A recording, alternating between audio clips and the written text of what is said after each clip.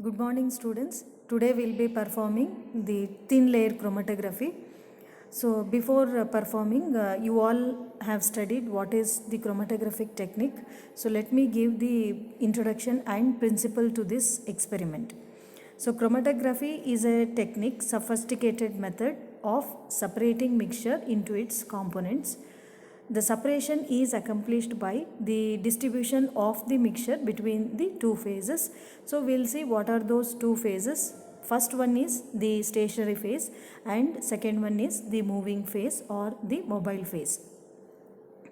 Chromatography works on the principle that different compounds will have different solubilities and adsorption to the two phases between which they are partitioned. So now coming to the principle of this experiment. So thin layer chromatography is a solid liquid technique in which the two phases are a solid layer of silica that represents the stationary phase and a liquid solvent which represents the mobile phase. The solid phase what you will be using in today's lab is a plate covered with an adsorbent. So in this case it is covered with a silica gel. And because silica is a polar molecule, the components of the solution what we will be using in lab today will be separated based on the relative polarities. The more polar a molecule, the higher affinity it will have for the polar silica plate and will therefore spend less time interacting with that of the mobile phase. As a result, it will move up the plate more slowly, means it moves up on the plate more slowly. Conversely, the less polar molecule will spend more time in the mobile phase and therefore move up the plate more quickly.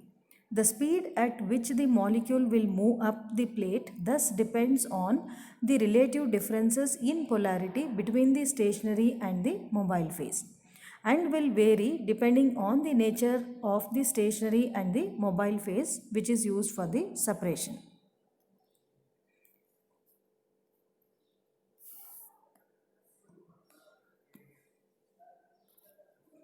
So this shows the diagrammatic representation of the thin layer chromatography. So you can see here inside that light blue color is a thin layer glass plate which is coated with a layer of silica gel.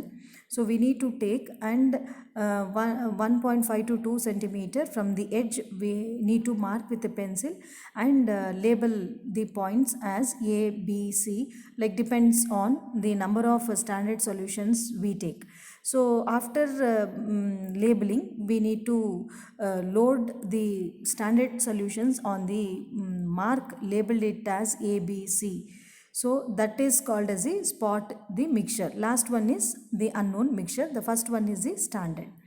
So that plate it is kept immersed in the solvent. Here the solvent what we are using is butanol, acetic acid and water in the ratio of 4:1:1. So and after keeping it in the beaker you have to close it with that of the glass cover. So here the glass plate, two standard solutions we have taken. The first one is the component A and the second one is the component B. Third one is the mixture here and the solvent front it is also shown as it is marked, that is called as the solvent front, like till where the solvent moves on the glass plate.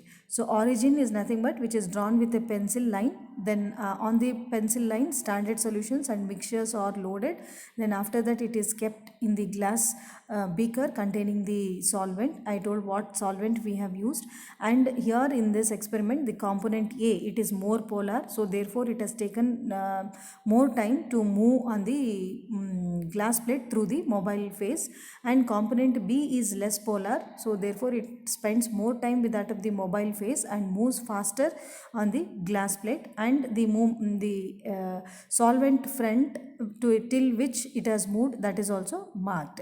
So after that we need to calculate the RF value which I will explain in the results and interpretation. Thank you.